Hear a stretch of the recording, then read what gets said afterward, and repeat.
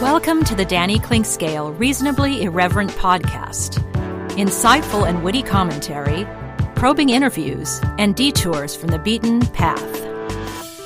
Welcome to Monday Musings-Danny SportsWrap. Well, we didn't get just a little shred of normalcy over the weekend. We perhaps got a snack even. Not a full meal. Certainly we're not all the way back, and we shouldn't be all the way back. But we actually had live sports, and it seemed fitting that the start of live sports in golf, in soccer, in NASCAR, returns in some cases, coincided with the last part of what has consumed America and filled in for America's sports taste over the last 5 weeks, month plus, in lieu of live sporting events, and that was The Last Dance, the documentary about Michael Jordan, which concluded with episodes 9 and 10 last night. And for me, my Sunday also included an actual cocktail party. Well, not a cocktail party, but a little cocktail gathering in a breezeway. Some friends of my wife and me gathered there at social distancing, actually air toasting and not on a Zoom call. So we actually got a lot of things to sort of fill our time and fill it a little bit more satisfyingly as we try to move ahead safely. And in some cases, I'm not so sure we're getting good news in that direction, but it is nice to get out and actually talk to people and laugh and do it where you can see their faces, their real faces that are just a few feet away from you, and that was certainly fun. But we did get live golf, such as it was. It was fun to see. It was more fun maybe to see the course. We did get NASCAR, and I've got some thoughts about which sports are more attuned to being in this current environment of having no fans on hand and only watching on television. That's all part of a little more bright edition of Monday Musings, Danny SportsWrap, and it starts up with a bang next.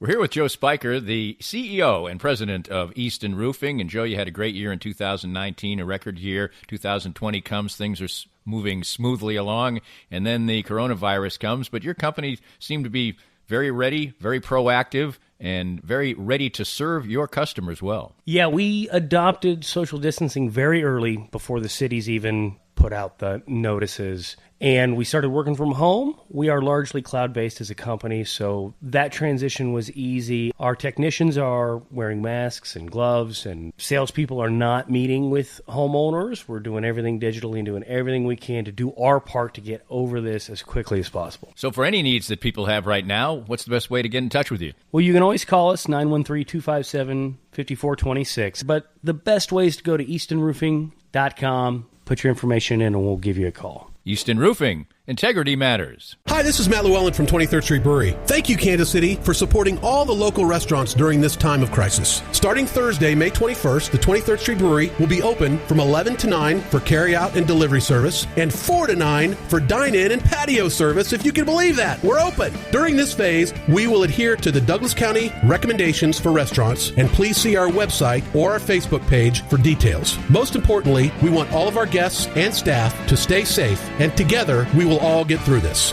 My friends at Advanced Sports and Family Chiropractic and Acupuncture are among the most accomplished and trusted clinics in the nation. Only one clinic has been rated in the top 5 in all 3 categories of chiropractic care, acupuncture, and rehabilitation, and that clinic is ASFCA.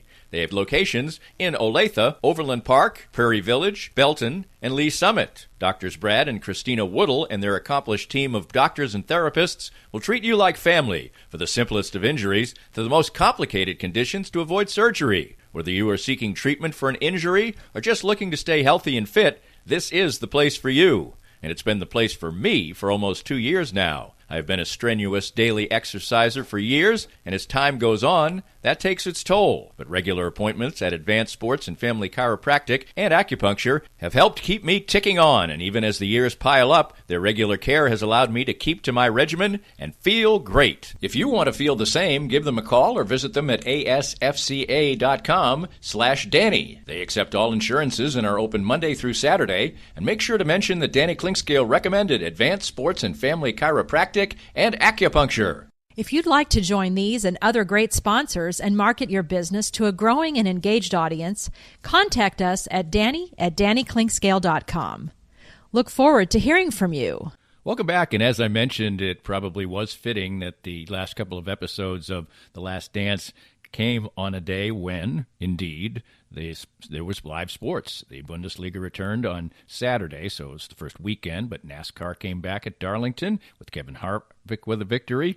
Golf was played as Rory McIlroy and Dustin Johnson defeated Matthew Wolff and Ricky Fowler in a skins game, and we just got ourselves a little taste of some things that we hadn't had in a long, long time, and we did it in a way that we're going to have to become extremely familiar with, and that is with no fans in the stands. I'll get to that in a minute, but why don't we start at the end, not the beginning? It was the end of The Last Dance, and I have to admit that on a Sunday where I not only watched some golf live, then went to the little party I talked about, then watched a little more golf, then watched World on Fire, the final episode of the series on PBS concerning the early stages of World War II in Europe, then watched a Buster Keaton documentary with my wife, then watched a little bit more golf, then watched the 2 episodes of The Last Dance, and then finished off the golf right before I dozed off in my vibrating chair downstairs to treat my back. So it was a full Sunday, to say the least, and not a time where you were actually trying to kill time. You actually were trying to find enough time to get the things taken care of. And I'll admit freely that I was not anticipating with a whole lot of excitement the last couple of episodes of The Last Dance. I have found it a very interesting and enjoyable documentary, but to me it is what it is. It's a sports documentary. It's a good one, but it's not as earth-shaking as many people are making it out to be, and maybe it's because I'm a little older and I've lived through the Michael Jordan era and there's no revelations really to me, but I ended up enjoying episodes 9 and 10 perhaps as much as any of the episodes, and I think a little bit more, and I was surprised at it, but I think what it was is because it was more really about sports and games and setting the stage for important games. And yes, there were some insights behind the scenes and some news that we hadn't heard before, but it was mostly, here's game 1, here's game 2, here's game 3. Michael Jordan's got to come back and win game 4, and press conferences and the like. And so maybe that's why I liked it. Maybe a simpler one and maybe a less revealing with less broad strokes in it than some of the other episodes fit me a little bit better. But some of the notes from The Last Dance, certainly the way episode 9 started out with Reggie Miller was really fun, because Reggie Miller is a very brash person in his own right, but somewhat likable in the way that he just forthrightly embraces the fact that he feels like he's pretty damn great, and talked about not being afraid of Michael Jordan, but completely giving him his due when he got burned in the second half of a game after he had dominated the proceedings in the first half. That was a lot of fun, and it was a good way to kick it off.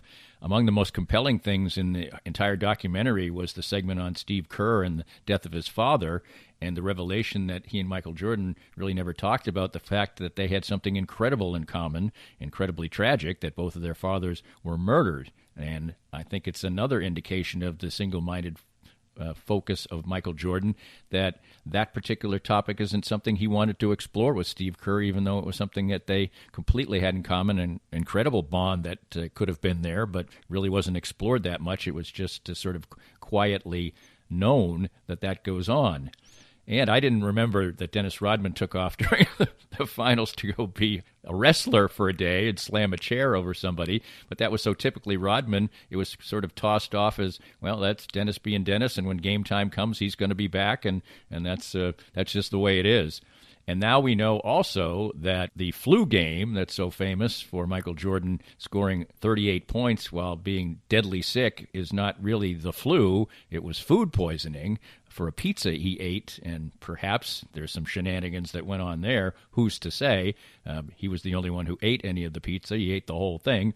And so it was food poisoning, not the flu. I have never had the flu, but I have had food poisoning, and the way that people describe the flu to me is seemingly that food poisoning is sort of basically a 24-hour version of getting the flu. That's the way it has always seemed when people have described, or I've been around people who have the flu.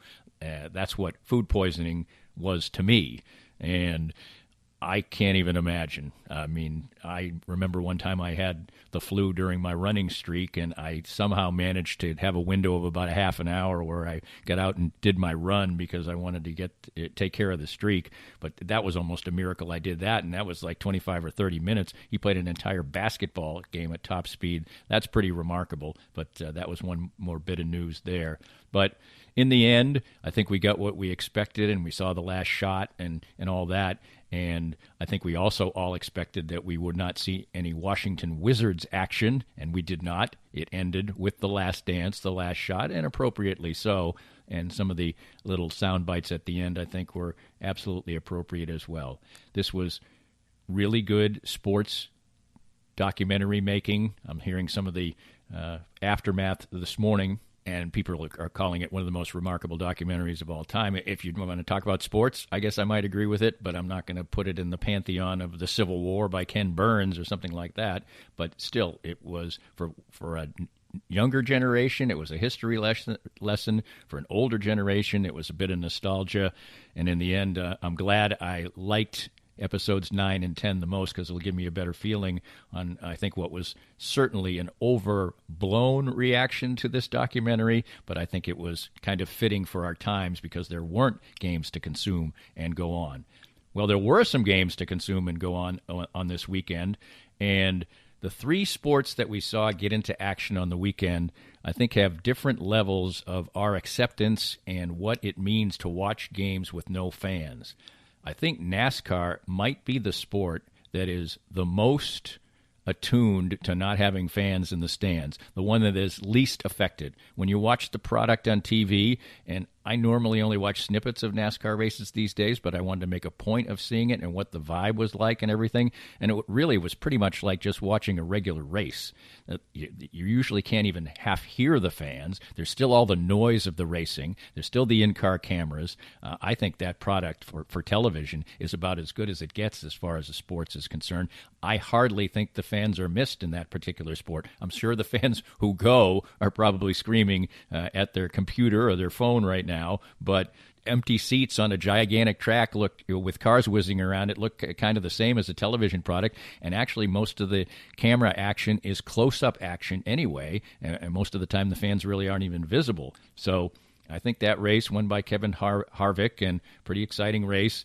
And at an iconic track like Darlington, I think it was a great TV product, and I think NASCAR maybe has the best situation for their TV product. We've heard some rumblings, and I'll have to see how this turns out if they do it, that they might have virtual fans in the stands, sort of like CGI'd when we get to football.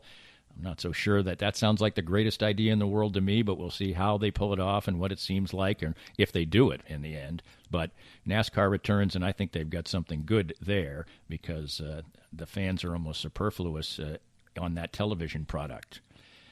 On the other hand, soccer, I think, is the sport that is the most affected by not having fans in the stands. Absolutely. The atmosphere at a soccer game is unique to that sport. Many of the fans stand and sing and wave flags the entire time. In Germany, where the Bundesliga resides, obviously, is the highest attended league in the world in any sport. They routinely have multiple stadiums that hold 80,000 fans that are full all the time. Borussia Dortmund, who played the game yesterday that was on television and won it 4-0, they have a stadium that seats over 80,000 fans. They sell it out on a routine basis, and the whole atmosphere for the games was incredibly flat.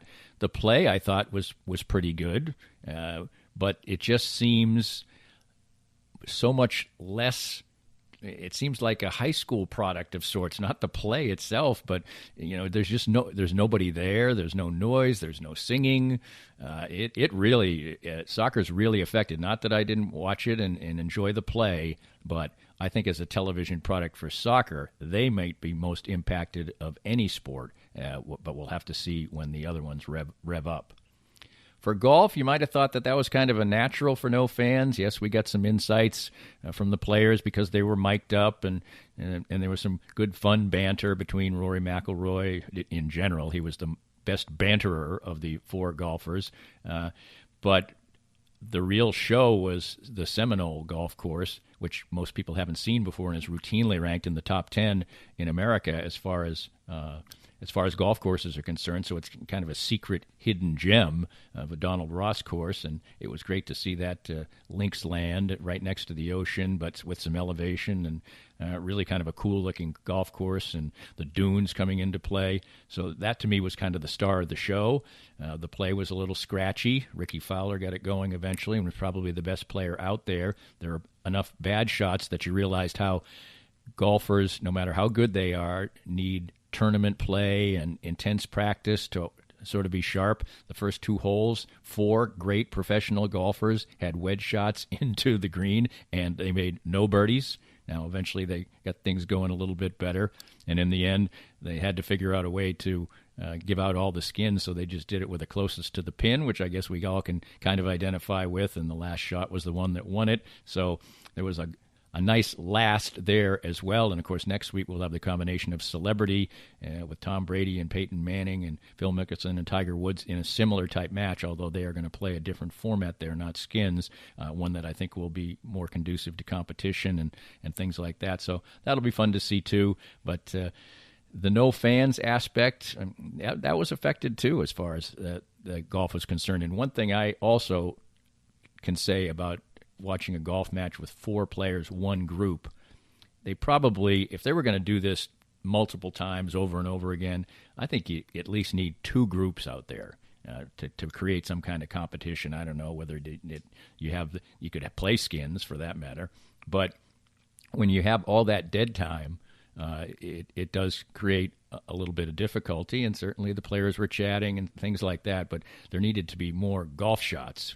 We are so attuned to a tournament where they're going bang, bang, bang, switching from one thing to another, to just see 4 guys hit a shot and then wander down the fairway. Now, these are fast players. That was one good thing. I mean, if we had Bryson DeChambeau and somebody like that out there, and 4 guys like that, it would have been interminable, but these guys were like hitting the trigger almost as soon as the ball landed on the green of the other player. So it was a pretty good product. It was reasonably enjoyable, but there's a couple things that need to be tweaked there, and I think fans are missed in golf too, to create that excitement when somebody makes a big putt or gets a big shot, the big roars that come up. So we're dipping our toe back in the water. I'll give NASCAR close to an A as far as what their product seems like. I'll give the golf tournament, and I'll have to see a real tournament to make my judgment. I'll give that kind of a nice B. And soccer, not for the play, and it's great to have soccer back, and Germany's probably providing a template for other leagues as well.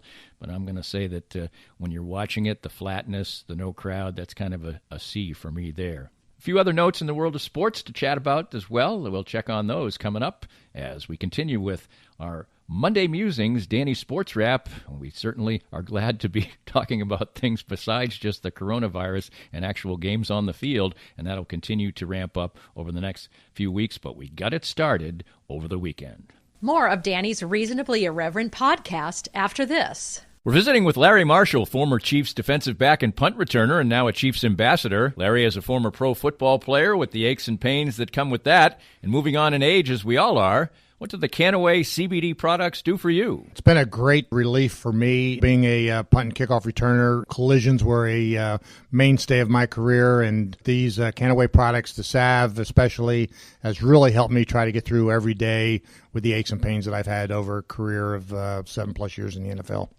I get similar benefits as well, particularly with my back. Certainly wasn't a football player. What's the best way for our listeners to get more information about the great products themselves? Well, I'm so enthused about it, Dana. They just contacted me at larrymarshall.canaway.com, and I can give them all the information they need to help them get through the day as well. Start gaining all the benefits that Larry and I do from the trusted and reliable line of Canaway products. As Larry said, visit larrymarshall.canaway.com and get information on all the great products from Canaway. For many people, a family law case will be one of the most difficult experiences in their life. The law firm of Kenneth McRae will help you through it. Personal and effective help from Ken in concert with you will develop a unique strategy for your unique case. As Ken always says, divorce can be civil law, not civil war. Licensed in Kansas? Visit McRaeLawOffice.com or call 913-972-4765. Cinematic Visions has been an affordable solution for professional media production in Kansas City since 2003, offering award-winning video production and creation, as well as a wide array of digital and social media management services. From planning, scripting, filming, editing, and post-production, to delivering your product to a watching world, Cinematic Visions will provide professional and affordable services for you and your business with the necessary return on investment to make it all worthwhile. Cinematic Vision's goal is to unlock the power of storytelling through video and a strong online presence for your company. Beyond the numbers, they want to inspire and evoke your clients to feel and act. Let my friends at Cinematic Visions embed your brand where it belongs, in your customers' minds. You can find them online at cinematicvisions.com or with a quick phone call at 816-600-6300. If you'd like to join these and other great sponsors and market your business to a growing and engaged audience, contact us at Danny@DannyKlinkscale.com. Look forward to hearing from you. Welcome back to Monday Musings, Danny Sports Wrap, and a little bit of baseball news. Baseball is testing the waters again as far as things are concerned. This time their safety proposal, which was either leaked or gathered by some reporters. It seems like the owners are doing most of the leaking these days of different proposals, and it includes the type of things that you would absolutely expect for this: no spitting, more glove use, things like that. There is strong imprimatur against fighting. They don't want physical contact with players. There's the thought that there's going to be some retaliation type of stuff for the Astros and the Red Sox, and I think they're trying to avoid some of that and the bad look that would be for baseball. But I think it is an indication of where we're at, that this safety proposal, which obviously is up for negotiation, is just a small part of what we need to get back to perhaps training in mid-June before hopefully around the 4th of July playing baseball, was 67 pages long. So there's a lot of detail to be gleaned there, and we'll see how that goes. But it's going to be the financials that baseball is talking about, the fact that they lose $640,000 per game in fan revenue. It sounds low to me, but anyway, we do have a long way to go before we get to play, but the more games we see and the more events we see that are being played and contested and fans aren't there and there's no negative real fallout, I think the closer we are to a return for sports like baseball and a summertime where actually we can watch baseball games in the sunshine on television, and we'll see how that product looks with no fans in the stands also. That's going to probably have a real empty feel too, but baseball's a quieter game, although watching a pitch being delivered and there's no fans behind the plate, it'll look like kind of a game at 1 o'clock in the morning after a rain delay, but we've seen that in baseball, so perhaps it will be a little bit more familiar. We still had our share of esports, and over the weekend, a Sporting Kansas City player was in the spotlight, if you can call it that, as the EMLS tournament was played, and Juan Kuzan was a runner-up with his esports partner representing Sporting Kansas City. So we still are delving into that. I think we will rapidly see things like those esports go away as far as television product is concerned. That's not going away, period, and I think that more and more people actually do consume that as a television product or a streaming product, but as far as being a prominent aspect of it, of our landscape on ESPN or regular Fox or FS1, that's probably going to be a thing of the past here soon, we think, unless things obviously turn around and go back to a situation where we have to lock things down again, but kind of a fun little note there as well, and kind of a odd and goofy note, to say the least. A South Korean baseball obviously has gotten to be a real topic of conversation because they're actually playing baseball and people have actually picked favorite teams and things like that. However, then you get this kind of fallout when you're trying to create an atmosphere in a sporting venue, and here it is. Leading South Korea club FC Seoul apologized to fans after inadvertently substituting supporters in the stands with sex dolls during their 1-0 win over Gwangju FC on Sunday. While the season started on May 8th, fans are not allowed in stadiums because of the coronavirus outbreak.